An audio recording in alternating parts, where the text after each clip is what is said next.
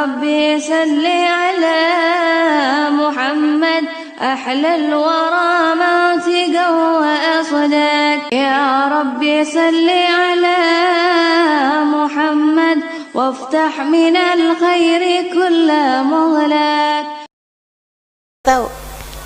Jadi kamu kalau ikut majelis rasa-rasa aja. Bikin jadi cinta sama Allah apa enggak? Bikin jadi cinta sama Nabi Muhammad apa enggak? Kalau kamu hadir, kamu dengerin seseorang nggak bikin kamu cinta sama Nabi Muhammad, oh berarti bukan jalannya nih. Sebab kenapa? Sebab habisnya asyhadu an la ilaha illallah ada asyhadu anna Muhammad Rasulullah. Saya ikutan pengajian nih, orangnya nyampein dalil-dalil hadis-hadis segala macem, tapi bilangnya kalau kita pergi ke Madinah nggak usah ziarah ke makam Nabi Muhammad karena Nabi Muhammad sudah mati. Kok kayak rada gimana ya? Bilangnya ibunda Nabi Muhammad di neraka, kok rasa gimana ya? Sholawatan sama Nabi Muhammad bid'ah, tapi kok rasanya kayak nggak pas ya? Kok saya hadir satu majelis orangnya bawa ayat, bawa hadis, akan tetapi kok hati saya jadi kekeringan, kayak nggak ada rasa cintanya sama Nabi Muhammad. Oh, balik arah, keluar aja. Kenapa gitu? Sebab habis asyhadu an la ilaha illallah, ada Allah kasih tahu dari sejak kita keluar dari atas muka bumi ini tentang asyhadu anna Muhammad Rasulullah. Kurang apa Allah cintanya sama kita, teman-teman? Lahir aja udah langsung digituin. Hayya 'alas shalah.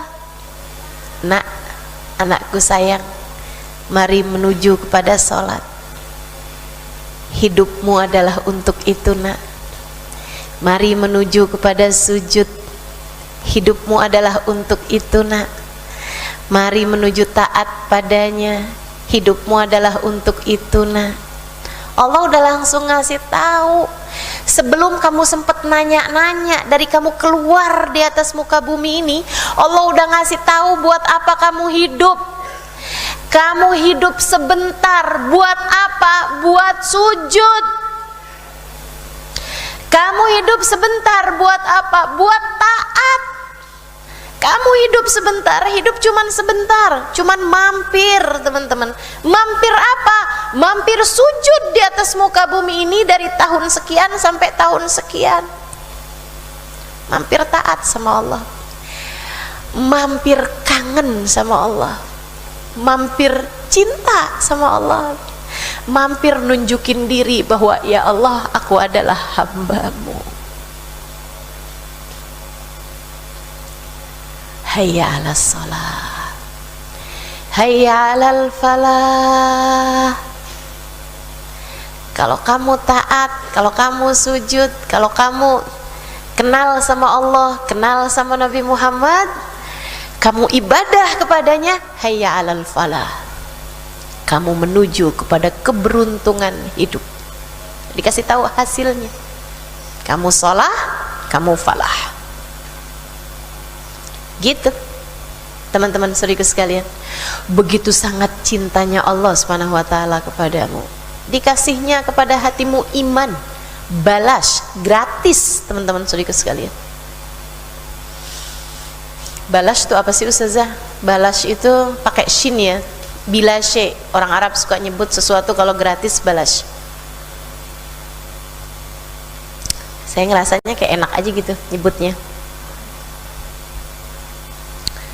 Sehingga sekalian saya muliakan, Allah ngasih sama kita hal-hal yang indah-indah, yang gak dikasihnya sama yang lain-lain.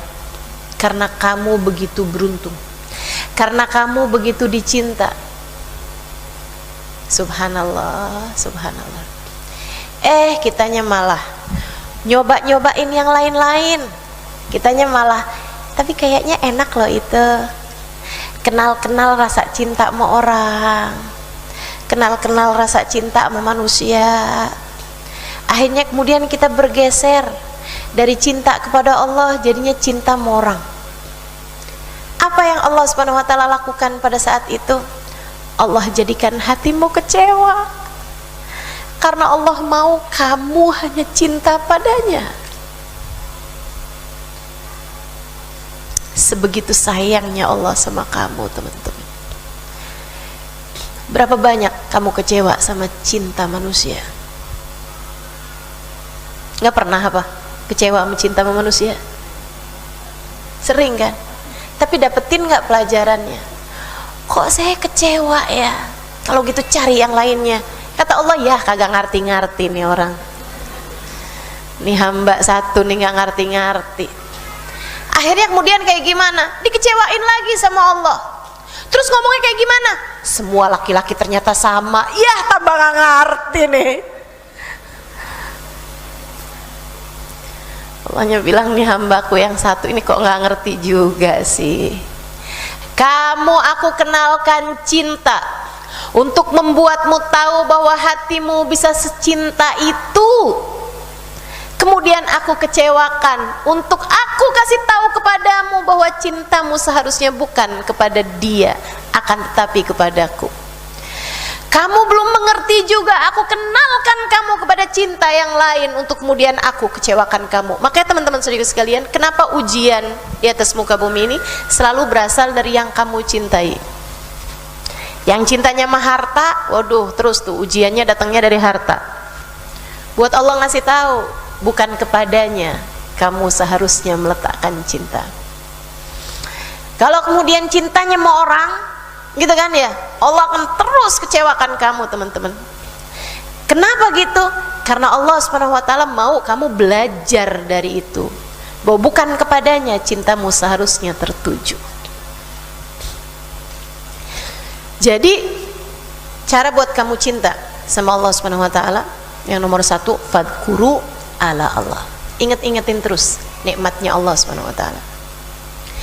Nikmat tuh baik yang emang kamu tahu itu nikmat, kamu berasa nikmat, atau yang seperti tadi saya sampaikan, sebenarnya kekecewaan, tapi sejujurnya itu adalah nikmat dari Allah Subhanahu wa taala buat mengembalikan kamu kepada jalur yang sebenarnya. Kita dikasih sakit sama Allah Subhanahu wa taala, itu nikmat dari Allah. Kenapa gitu? Biar kamu inget enaknya sehat, biar kamu dosanya diampuni, biar kamu naik derajat. Sakit itu biar seperti itu. Dan biar kalau saya setiap kali sakit saya inget-ingetin, makasih ya Allah, saya udah dikasih diam-diam berpahala. Kamu tuh kalau kamu diem kan nggak berpahala, betul apa nggak? Kamu diem-diem aja, saya mau diem aja nih, tapi saya kepengen ditulis lagi berzikir. Gimana ceritanya? Itu ya, saya lagi diem aja sambil ngeliatin pohon gitu, sambil ngelamun, tapi saya kepengen nih ditulisnya lagi baca Quran. Emang bisa gitu? Nggak bisa, kecuali saat kamu lagi sakit. Saat kamu lagi sakit tuh argo pahalanya jalan terus. Kamu nggak usah ngapa-ngapain, diem aja, itu kamu udah berpahala, teman-teman. Pahalanya jalan terus aja gitu. Kenapa gitu? Karena kamu lagi dikasih sakit. Allah tuh kasih orang kalau lagi sakit tuh pahalanya jalan terus. Apalagi semakin kamu sabar, semakin sakit kamu lagi yang bilang, iya nggak apa-apa, makasih ya Allah.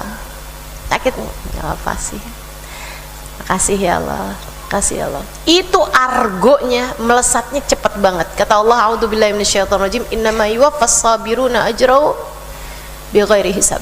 Sungguhnya Allah Subhanahu wa taala tuh memenuhi pahalanya orang-orang yang sabar tanpa ada hitungan. Argonya tuh melesatnya kenceng banget.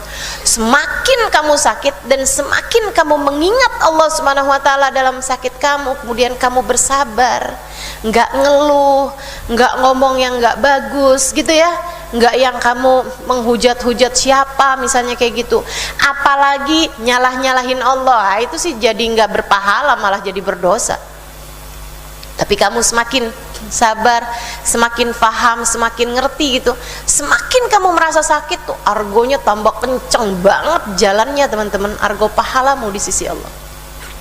Maka kalau kamu paham ini, jangankan saat sehat, saat sakit pun kamu semakin dekat, semakin cinta dengan Allah Subhanahu wa taala, dan kamu semakin beruntung.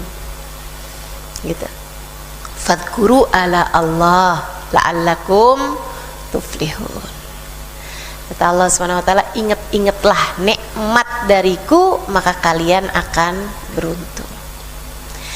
Ustazah, gimana caranya cinta sama Allah Subhanahu wa taala? Yang kedua, tadi inget-ingetin nikmat dan karunia dari Allah Subhanahu wa taala bikin kamu pasti jadi tambah cinta sama Allah Subhanahu wa taala.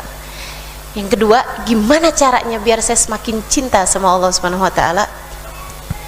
Hadiri kajian. Kamu sekarang pasti tambah cintanya sama Allah. Kenapa gitu? Karena kamu hadiri kajian. Hadiri kajian yang mengingatkanmu kepada Allah Subhanahu wa taala. Itu teman-teman, rasanya emang beda. Gitu ya. Cari orang-orang yang udah kenal sama Allah Subhanahu wa taala, yang udah gede cintanya sama Allah Subhanahu wa taala. Cari orang-orang yang belajar bukan asal belajar gitu. Cari orang-orang yang bukan asal nyampein, akan tapi nyampein rasa. Teman-teman saudariku sekalian yang saya muliakan, karena saya belajar dari orang-orang yang punya rasa, maka mudah-mudahan saya bisa mengalirkan rasa. Demikian pula dengan dirimu. Kalau kamu udah punya rasa cintanya pada Allah, pada Nabi Muhammad, kamu nyampein sesuatu kepada anak-anak kamu, anak-anakmu akan merasa rasanya, teman-teman. Akan merasa rasanya. Jadi kalau kamu tanya sama saya gitu, Ustazah gimana caranya biar saya bisa cinta sama Allah Subhanahu wa taala? Kamu mesti duduk, kamu mesti ikut, kamu mesti bersama dengan orang yang sudah punya rasa yang sama. Gitu ya. Itu dengan kamu duduk bersama dengan mereka, tuh kamu kayak lagi kayak kamu lagi dikasih, misalnya gitu. Ada orang-orang yang bisa ngomong kayak begini nih. Buah-buahan tuh rasanya enak loh. Gitu. Ada orang-orang yang bisa ngomong kayak begitu. Tapi kalau kamu duduk dengan orang yang punya rasa, itu sama kayak kamu pergi ke tukang buah, kemudian tukang buahnya itu ngasih tahu, ini loh dukuh, cobain. Gitu. Kamu bisa langsung ngerasain rasanya dukuh dengan kamu duduk bersama dengan orang yang sudah memiliki rasa tersebut, teman-teman sekalian.